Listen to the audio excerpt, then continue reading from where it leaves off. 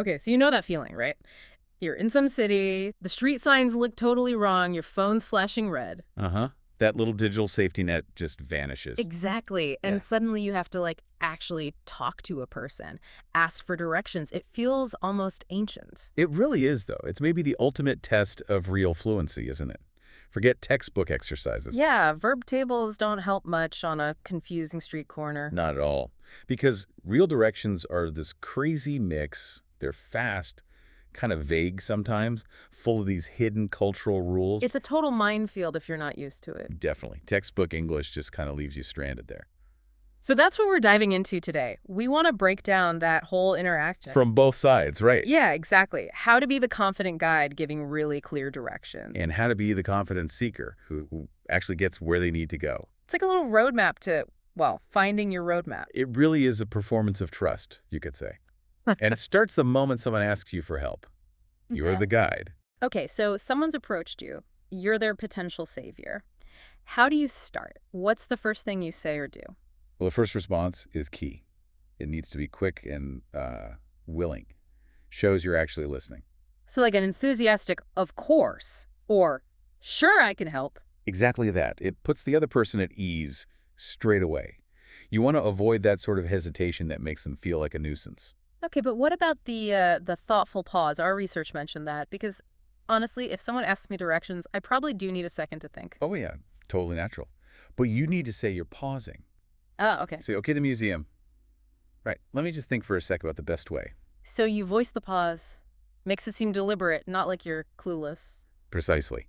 It feels like you're taking the request seriously. right? And while you're pausing, you also need to consider the possibility of saying no. The honest no, because sending someone the wrong way is just The awful. worst thing you could do. Way worse than just saying you don't know. So what's the gold standard no? Honesty plus a helpful alternative. Something like, I'm actually not 100% sure from here, and I really wouldn't want to send you wrong. Okay. Maybe try asking in that shop just over there. They'd probably know. You're still helping, just indirectly. That makes sense. Practical and respectful, too. Okay, so let's say you do know the way. We're past the opening, into the actual directions. This is where north, south, east, west tends to creep in for learners. Oh, definitely. And it's usually a mistake in a city context. It just sounds robotic. Like a sat nav from 20 years ago. Exactly. The big aha moment here is landmarks are the language people actually use. Directions should be like a story, moving from one visible thing to the next. Because they're easier to remember than, 300 meters? Way easier, less mental effort. So instead of walk west for 500 meters. You'd say, see that big clock tower way down there? Right. Head towards that. It's visual, it's immediate, they instantly know if they're going the right way. Okay, so landmarks are the anchors, but how do you structure the journey between them? You can't just list landmarks. No, you need structure. Think of it like a recipe. Clear, step by step. But crucially, in manageable chunks. Ah, yes. Not the 8-minute monologue of turns delivered at lightning speed. We've all been there, nodding along, retaining absolutely nothing. So what's the structure? Okay, first, orient them from right here. Okay, so from where we're standing. Got it. Start local. Then give maybe one or two instructions.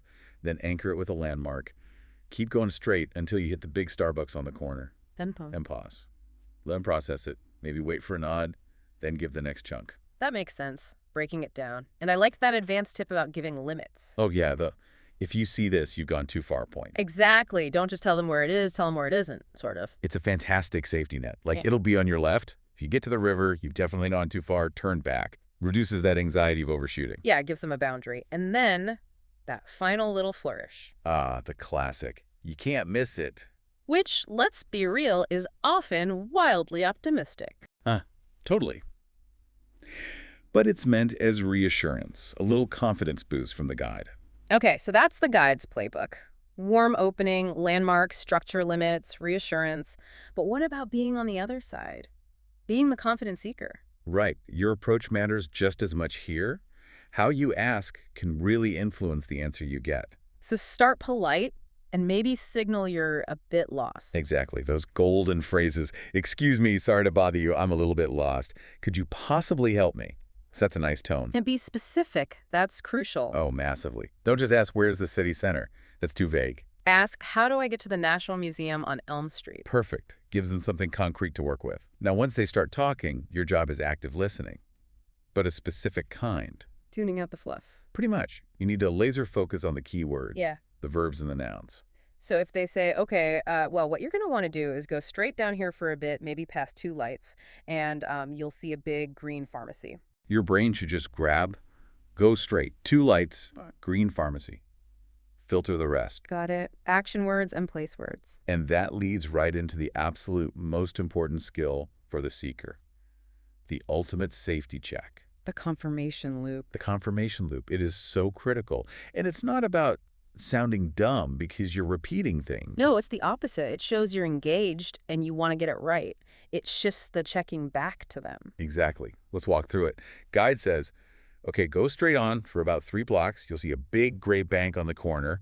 Make a sharp right there, and the museum's going to be on your left, just after a little park. Okay, standard directions.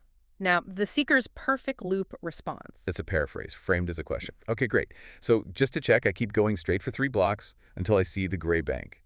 Then I turn right at the bank, and the museum is on my left, right after the park. Is that correct? Nice. You've broken it down, and you're asking for confirmation on each step. And you wait for their, yep, that's it, or exactly, before you mentally lock it in. If anything felt unclear. That's your moment to ask a specific clarifying question. Right, not just, I don't get it. More like, sorry, was that a right turn at this traffic light or the next one? Perfect. Or if they use vague distance, when you say just down the road, or are we talking like 5 minutes walk or... Getting that clarity makes sense. It prevents that awful feeling of realizing you misunderstood 3 turns back. It really does. It's the difference between finding it and being lost for another hour. And then finally, the exit. You've got the info. You've confirmed it. Simple, sincere gratitude, but maybe tailor it slightly. Yeah, like, that's brilliant. Thanks so much. Might feel more natural in the UK. Whereas, awesome, thank you. I really appreciate it. Could fit better in some parts of the U.S. Just a little touch. Okay, so we've got the mechanics down for both sides. Now let's get into the native speaker nuances, the sort of cultural codes. Starting with that wonderfully vague way people estimate distance. Yes. Natives rarely talk in exact meters or yards, do they? It's all about feeling. You need to calibrate to their terms. Like it's just a stone's throw away. Meaning, really, really close. You can probably see it. Or it's a couple of blocks. Short walk. Definitely walkable. But if they say it's a fair ways away... That's your cue that walking might not be the best idea. It's a significant distance. Maybe look for a bus. Good calibration points. What about turning idioms? Those can be tricky. Oh, yeah. Like the very American hang a left or hang a right. Just means turn left or turn right, but casually. Exactly. And then there's bear left or bear right. That one catches people out. It's not a sharp turn, is it? It's more gradual. Right. Usually means there's a fork in the road or the road curves gently. Yeah. You just follow the main flow in that direction.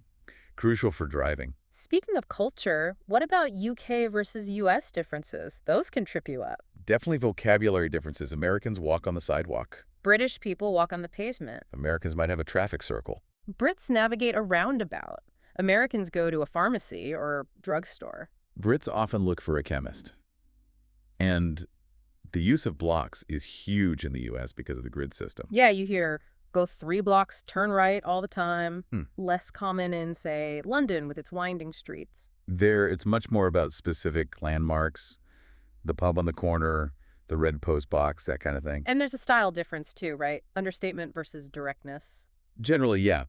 The British, it's not too far, could still be a 15-minute walk. An American might be a bit more direct, like, yeah, it's about a 15-minute walk that way. Good to know. And finally, the big one.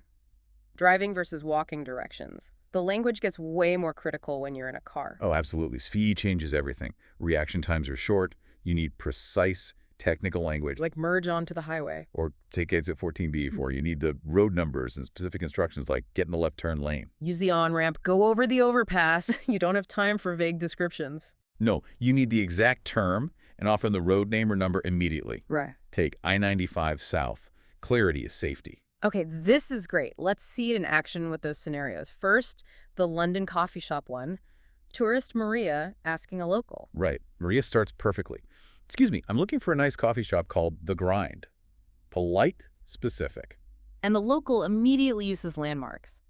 Ah, yes, Go down here, take the first proper road on your right. You'll go past a pub, the King's Head, on that corner. Strong visual anchor. And Rhea nails the confirmation loop. Okay, so first right, and I'll pass a pub called the King's Head. And then she breaks it down, asks for the next step. Perfect. It shows she's listening and allows the local to confirm or correct. And the local confirms and adds the limit. That's right, keep going. It's maybe 50 meters past the pub, bright blue door. If you hit the big main road, you've gone too far. Textbook example. Love it. Okay, now the U.S. driving one. Tom needs the on-ramp for I-5 North, asking Sarah. Speed matters here. Totally. Notice how Sarah uses driving-specific terms right away. Okay, see the traffic light up ahead by that big Bank of America. Landmark first. Then the instruction. You need to be in the left turn lane there. Very specific action. Then the sequence. Make that left onto Jefferson Boulevard.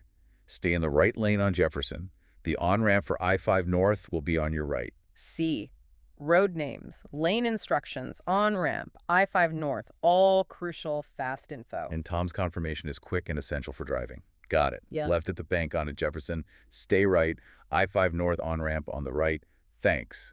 You just don't have time for long chats on the road. That really highlights the difference. Walking allows for a bit more description. Driving needs that sharp precision. Absolutely. So pulling it all together, this whole business of directions, it really is about trust, isn't it? A little connection between strangers. Yeah, built on landmarks and prepositions.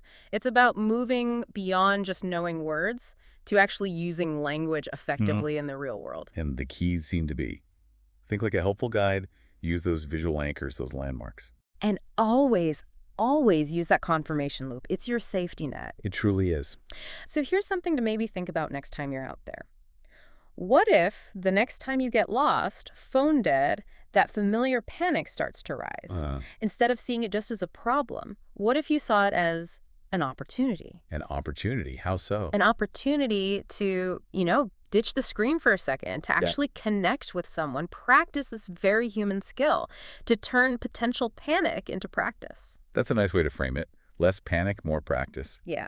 So here's the challenge.